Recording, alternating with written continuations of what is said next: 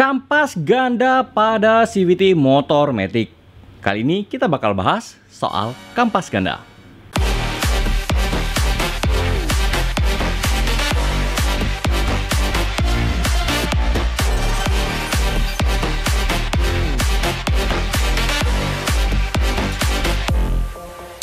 Hai guys, aku Andrea Farens. Jadi kesempatan kali ini aku bakalan mau bikin videonya ya. Dan ini requestan dari beberapa subscriber maupun viewers di channel ini tentunya ya. Nah, kampas ganda itu pasti bakalan banyak yang mengira bahwa emang ada ya di Matic kampas ganda ya.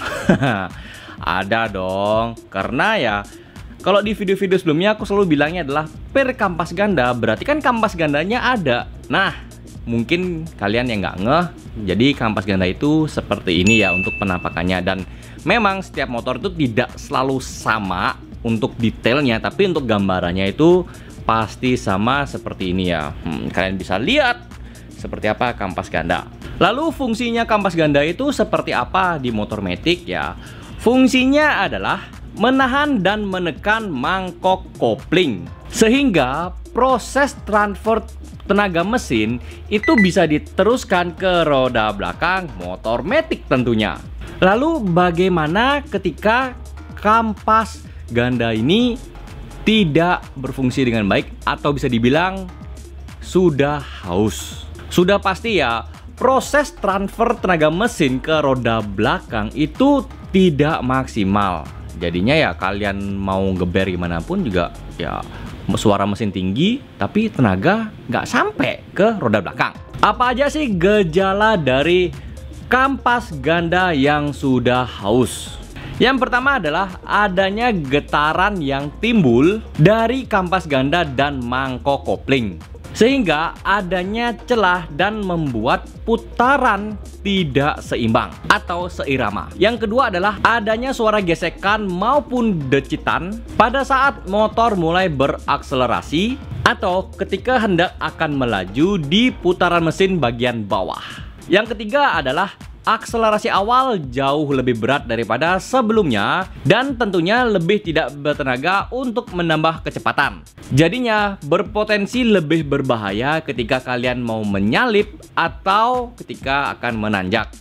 Ya apalagi kalian mau nyalip di tanjakan, ya agak sedikit bahaya karena kan ya motor itu nggak mau lari, nggak mau bertenaga gitu loh. Padahal tenaga mesinnya itu sudah menyalurkan ke CVT, tapi CVT tidak bisa menyalurkan ke roda belakang sehingga ya sudah nggak mau lari, nggak mau narik. Penyebabnya itu sebenarnya ada banyak ya, tapi yang paling umum itu adalah yang pertama, motor sudah berumur ya, alias ya sudah tua ya. Jadi ya kalian yang jarang ganti atau nggak tahu tuh kampas ganda, yang nggak pernah diganti ya sudah. Penyebabnya itu salah satunya. Yang kedua adalah jarang diservis. Nah ini deh ya, bang, motor aku kok nggak mau lari ya, nggak mau ini ya, nggak mau itu ya. Begitu aku tanya, pernah diservis nggak atau sering diservis nggak? Jarang.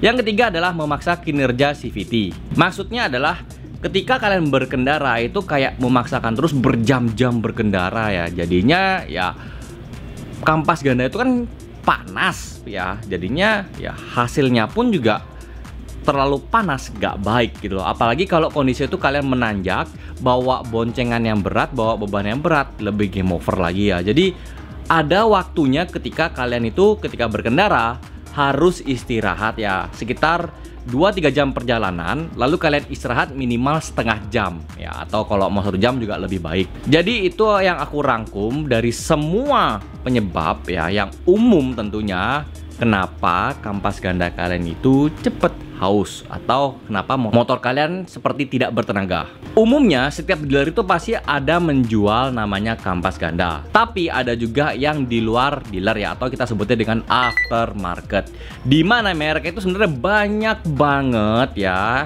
dan kalian tinggal memilih aja merek-mereknya, terserah kalian deh ya. Kalau aku disuruh milih, udah pasti TDR, tapi aku belum pakai ya, nanti akan aku pakai di Project Kurwaka ya, dimana motorku bakalan menjadi kelinci percobaan.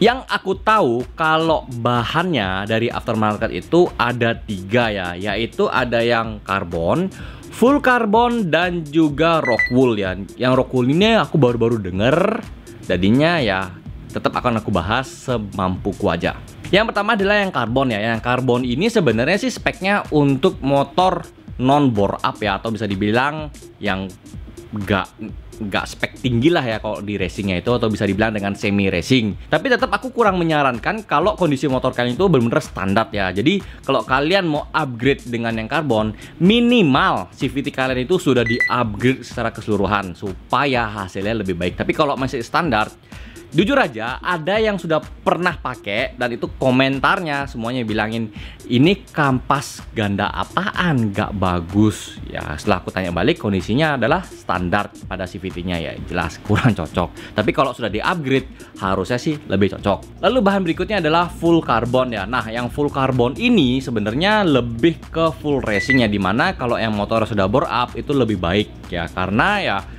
menyeimbangkan dari bahannya dan tenaganya. Karena kalau tidak seimbang, jujur aja juga percuma. Karena sudah ada yang pernah pakai seperti itu dan komentar kalau nggak bagus. Ya memang, karena antara kampas ganda dan tenaga mesin itu kurang selaras. Jadinya ya untuk yang full carbon, aku saranin motor yang sudah bener spek racing. Lalu berikutnya adalah bahannya rock wool ya. Dan ini bener-bener baru banget, dimana aku belum pernah nemuin seperti apa yang rock wool itu. Kalau yang aku baca dari artikel lo ya, rock wool itu terbuat dari bebatuan, umumnya kombinasinya dari batuan basalt, batu kapur, dan batu bara yang dipanaskan mencapai suhu 1600 derajat Celcius.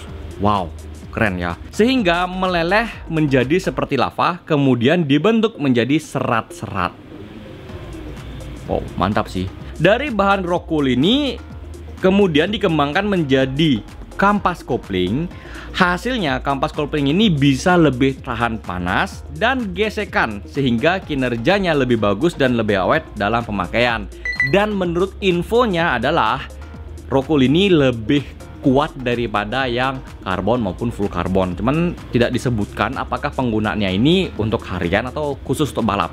Ya, harusnya sih ya, ini harusnya ini untuk balap nih, untuk udah full racing. Dan ya, kalau dari definisinya lo ya, kurang lebih seperti itu.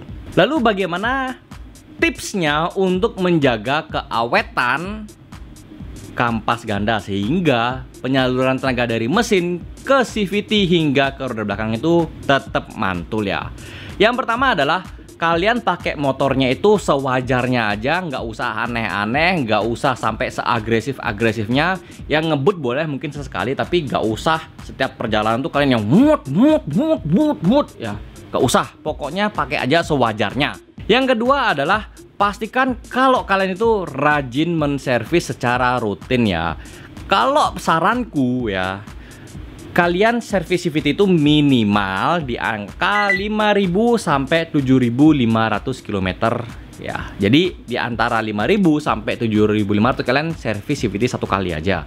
Kalau di angka 10.000 ya masih oke sih, cuman mungkin aku kurang menyarankan. Jadinya lebih baiknya itu di angka 5.000 sampai 7.500 ya. Tapi kalau kalian nanya ke aku secara pribadi, aku kapan servis CVT-nya adalah di setiap 5.000 km sekali. Jadinya ya gampang, setiap 5.000 servis, 5.000 servis. Jadi kalau ada yang rusak, aus dan tidak layak dipakai, ya udah ganti. Kan jadinya tenaga kalian tuh tetap maksimal terus dong. Yang ketiga adalah umur pemakaian kampas ganda itu rata-rata di angka 25.000 sampai 35.000 ya. Jadi kalau pada saat kalian servis dan kondisi kampas ganda itu sudah menipis, lebih baik kalian ganti. Nggak usah tunggu tipis dulu, nggak usah tunggu habis dulu, nggak usah tunggu aus dulu baru kalian ganti. No, sudah menipis langsung ganti, daripada nanti kalian lupa terus kalian pakai kemana dan nggak bertenaga, kan rempong.